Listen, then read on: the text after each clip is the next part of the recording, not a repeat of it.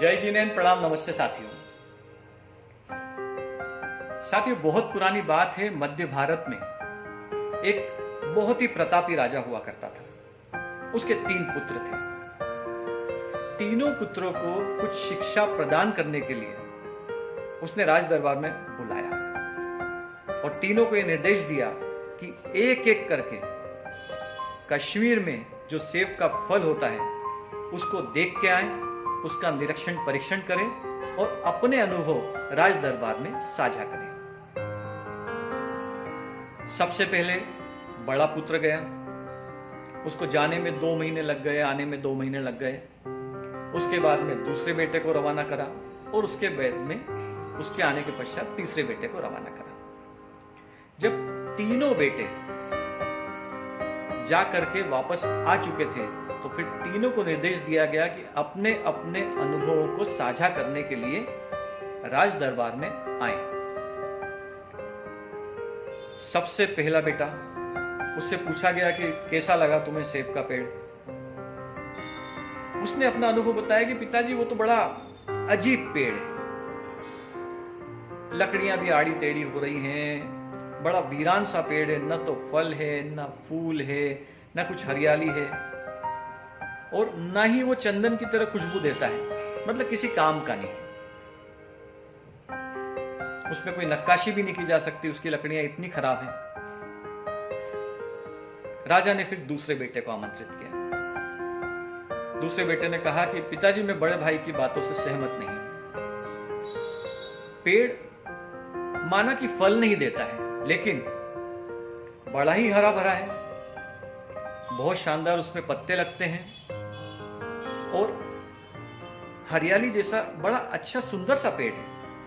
ऐसा नहीं कहा जा सकता कि किसी काम का नहीं है, देखने में भी ठीक ठाक है। उसके बाद में तीसरे बेटे को बुलाया गया। तीसरा बेटा आया तो उसने कहा कि मैं बड़े दोनों भाइयों से असहमत हूं, क्योंकि वो पेड़ बहुत ही काम का है। ऐसा नहीं कहा जा सकता कि वो फालतू हो गया है। उसमें पत्ते भी लगते हैं, फूल भी आते हैं और दुनिया का सबसे पौष्टिक फल जो होता है सेब फल, वो उसमें लगता है। अब चूंकि ये बात एक दूसरे को काटने वाली हो रही थी तो तीनों भाइयों में धीरे से विवाद बढ़ने लगा। तीनों अपने आप को सही और दूसरे को गलत साबित करने में लग गए। इतने में राजा ने हस्तक्षेप करा। राजा जी ने कहा कि पुत्रों, विवाद की कोई बात नहीं है। तुम तीनों के जो निष्कर्ष हैं वो बिल्कुल सही हैं। केवल अंतर है, वो अंतर है केवल समय का। साथियों, कहानी यही समाप्त हो जाती है। इस कहानी के अनुभव से हमें 3 शिक्षाएं मिलती हैं। पहली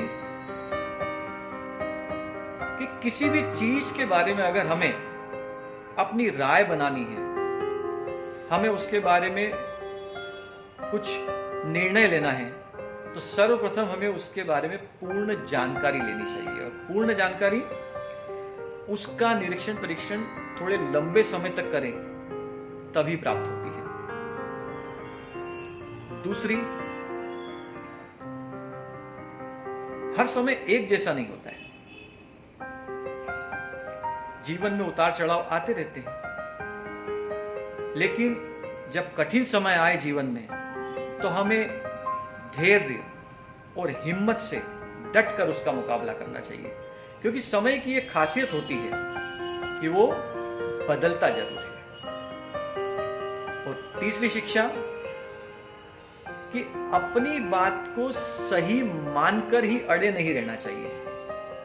मैं सही हूं ये कहना ठीक है, लेकिन केवल मैं ही सही हूं ये कहना ठीक नहीं है,